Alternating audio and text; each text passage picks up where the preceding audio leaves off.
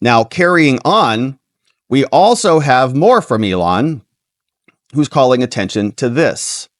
Our useless Homeland Security says they're out of money. They can't help the people impacted by Hurricane Helene because that money went to illegal aliens. This is Mayorkas. Elon Musk is reporting and posting this to draw attention to it.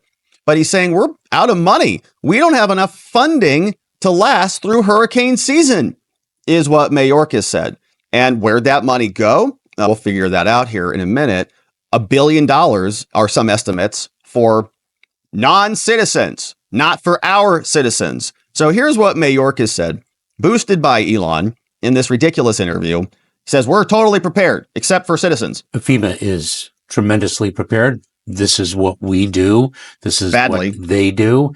And the key here, Rebecca, is also to make sure that the communities who are potentially impacted are prepared as well. And it's not just hurricanes and wildfires, also extreme heat, which certainly some parts of the United States are already experiencing. Secretary Alejandro Mayorkas sounding the alarm on FEMA funding right after the devastation of Hurricane Helene. Look at this. Listen. We are meeting the immediate needs with the money that we have. We are expecting another hurricane hitting. We do not have the funds. FEMA does not have the funds to make it through the season. This all comes as the Biden-Harris administration spent over $1 billion from a FEMA program on services for migrants. Attorney General of the great state of Florida, Ashley Moody, joins me now. AG Moody, why does the Biden... Yeah, and they're out of money.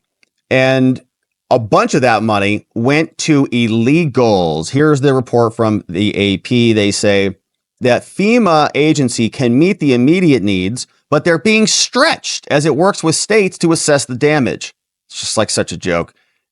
And the agency is trying to figure out what to do. The storm struck Florida last week. Flooding is now, I think the death toll is over 200 now. Mayorkas was not specified on how much more money they'll need. Joe Biden says we need the money right now. Says we are meeting the immediate need. Hurricane season runs through November 30th, but they typically occur this month. And so obviously there's a lot of October left. And where'd the money go is the question. The Federalist has a report here from Tristan Justice writing, the Biden-Harris administration used this for illegals. Here's the background.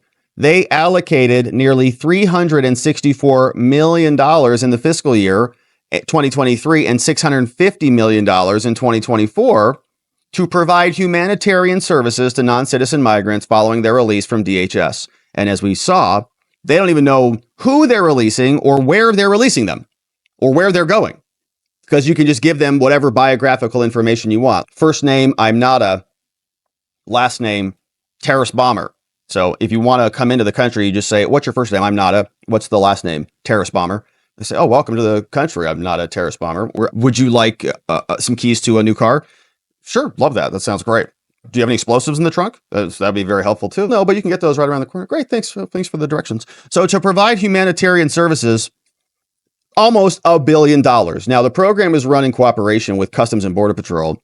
An anonymous X account, shout out to Oilfield Rando, went in and dug into this.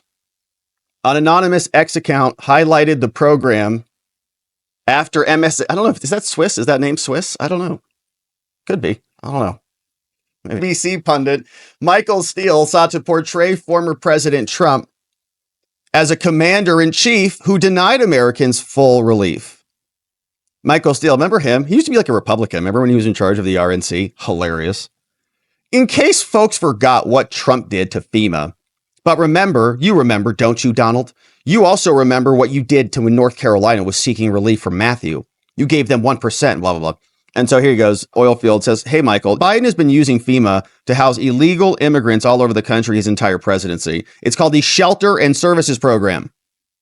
$941 million in 2023 and 2024 alone. And you can see it right here in the graphics from the screenshots from the website. The Shelter and Services Program is administered by FEMA in partnership with Border Patrol to provide non-federal entities support to them to provide humanitarian services to non-citizen migrants after their release from Homeland. $1 billion. The intent is to support, you know how much money that is? Border Patrol in safe, orderly, and humane release of non-citizens and migrants from short-term holding facilities. Here's the total funding this year, $650 million alone. Would have been nice to have more funding for our citizens. And I was thinking about this. A lot of people, what can they do? FEMA's trying their hardest. There's a bunch of good people. They're working so hard and we care about. Okay, that's fine. I'm sure there are. I'm sure there's many amazing people there at FEMA working their butts off, and all, power to them and shout it to them. But realistically, our government, we're talking about $1 billion right here, like $1 billion just here. It's tiny. Okay. Think about how much money Ukraine has got. Times that by 180. Think about how much money they've got. And we should have an environment like our government should be so competent, and our response and FEMA should be so competent that you almost want to get hit by a hurricane. You know what I'm saying? I'm being facetious and jokey about it, obviously, but like they should come in like a military operation to restore our citizens to a livable status, whatever that looks like. I don't know what it looks like. Epic, like tents, buildings, skyscrapers going up overnight, new roads built in a matter of weeks. It should be like a war scenario. And we have all the resources and competency to do that. Now, I don't think the government is capable of that, quite frankly, to be honest with you. But if we had other entities that we were funding, private entities, like if you gave a plan, you said, look, Elon, hey, we're going to give you $10 billion. It's 1/20th of what we've given to Ukraine. And you just got this. You're just going to build like an emergency plan, $5 billion. So every time we get hit with a hurricane, you just have a plan. Okay. Drop your friggin' spaceships down, build whatever you got to do. Okay. Drop spaceship here, Starlink, the whole thing, whatever. So that it is just immediate competency. And it's like a war footing to get our citizens back to life. What else is our government supposed to be here doing? What are we doing in Ukraine and all of these other foreign wars if we can't even take care of our own citizens? It's sick. But they spend $1 billion, which again is a pittance. It's nothing relative to our spending for other people's borders, other people's citizens, other people's wars. So whatever it is, whatever it takes. And by the way, if you've seen some of these videos from China, they can do this stuff, right? They build whole friggin', and I know it's Chinese propaganda in many ways, but you just look at the numbers. Look over the last 20 years, how many nuclear power plants they've built, or how many miles of road and high-speed train they built. There's a lot more capability in our populace than we are extracting because of incompetence, corruption, and bureaucratic mismanagement. And it's resulting in deaths, right? Our own people are dying in North Carolina and elsewhere. So it's pretty sick. And hopefully the illegal aliens are enjoying their hotel rooms. So Oilfield Rando had some more there. The Judiciary GOP account on X is saying Joe Biden, Kamala Harris, Alejandro Mayorkas have put Americans last. And they have. New York Post wrote this, calm before the storm. Feds say there's no money left for hurricanes after they spent, here's their number, $1.4 billion. $1.4 billion is what they've calculated and accumulated for illegals and their hotel rooms so that they don't feel victimized by their home countries. So we'll just take care of everything for them. Here, now this was another interesting analysis, and the election is right around the corner. So it's obvious that people, even though it's a little bit, it feels a little improper, little callous, maybe is the word, to talk about politics in a time when there are hundreds of dead people. And I've been reading some of these reports. They're saying that there are mudslides and stuff, like people will be found many months from now. And it's just a horrific scene. That being said, and so we pray and send our love and our respects to everybody and encourage rapid recovery. But there is also an election going on. And so people are paying attention to the shenanigans that the hurricane may enable, because you never let a crisis go to waste. We have to remember who we're dealing with. These are Democrats after all. And so this person, Seth Keshel, has gone through and done an analysis of some of the counties there in North Carolina and asking about the type of support they're getting and whether the hurricane is going to be a suppressive event, right? Going to suppress turnout in certain counties and in certain locations. And so if you suppress the right counties and you give the left counties resources, then maybe they vote more, right? And I know it's a sick thing to even contemplate, but let's not forget who we're dealing with. So here's what happened. North Carolina, change in voter registration. He did some analysis on this by party since 2020, current as of 9/28, so very recently. 97 of 100 counties shifted Republican in North Carolina since 2020. For your convenience, I've flagged the Helene impacted counties in yellow. Can you figure out now why they're being slow rolled for relief and for voting access? Is there a pattern here? Let's see if we can see what's happening. Oh, these are the counties that got hit in yellow by Hurricane Helene. Red, red, red. Here's one that's blue. Buncombe. Red. Huh. There's a pattern. Here's another one. Gaston. Red. Graham. Red.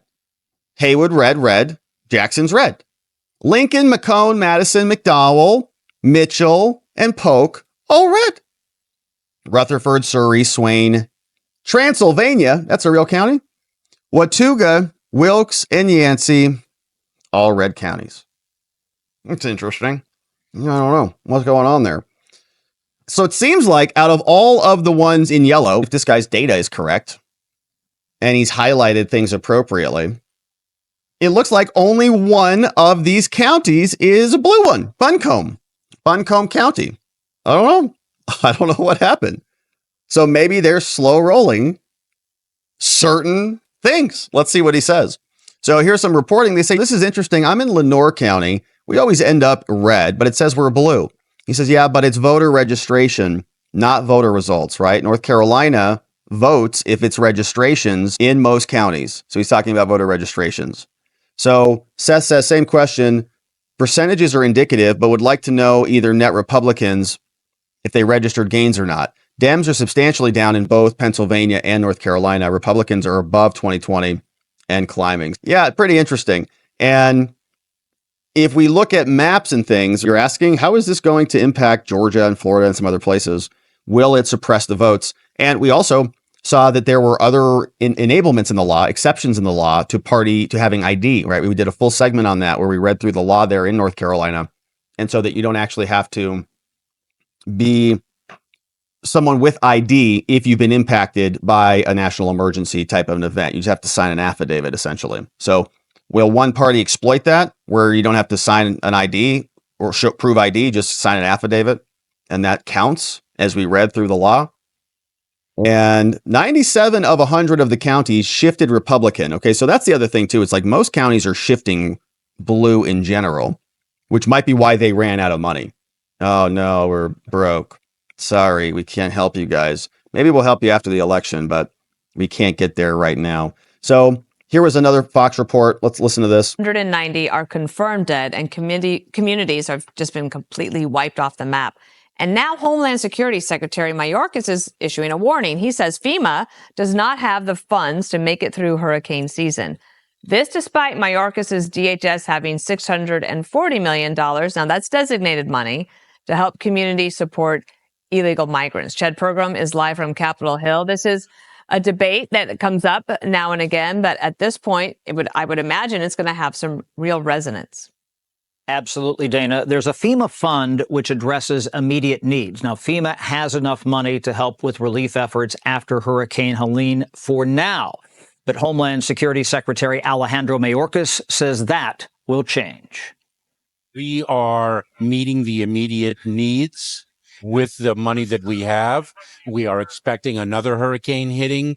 We do not have the funds. FEMA From Harper, are they booting that one up right now to come through Arizona? Hurricane season runs through November 30th. Congress made sure FEMA fly it through Texas, Arizona, Nevada. I know that, very difficult hurricane trajectory, but why not just move it over there? But last year, Congress awarded DHS $640 million to help communities provide shelter and aid to people in the country illegally. That's why there are questions about money for illegal immigration and hurricane relief.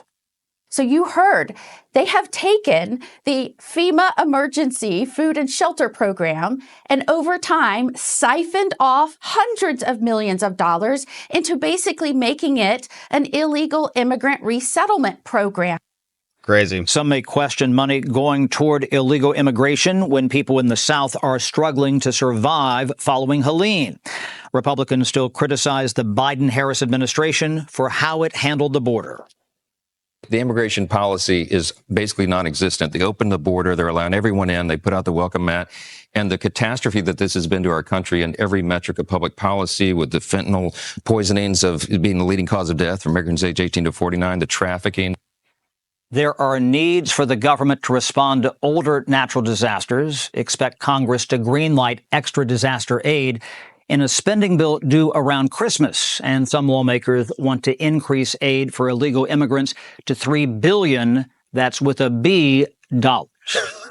Oh, we have such a disaster government. It's just the worst. Speaking of disasters, now they don't want you to fly drones. They're so incompetent they can't rescue or save anybody. And then the actual, American citizens who are actually rising up and overcoming our corrupt government's failed promises, they say, will you please stop flying your drones and saving lives? Stop it. Our goal is to make sure that funding is no obstacle to very quickly getting people the relief that they need. Money. There's also some safety issues that come up. For example, temporary flight restrictions to make sure that the airspace is clear for any flights or drone activity that might be involved in helping to allow those emergency responders to do their job. Our goal is... So they need more money. Stop flying your drones. He's speaking with a little urgency there. He's not as calm as he was when he got off paternity leave, but yeah, he's pretending like he cares a lot, which is good.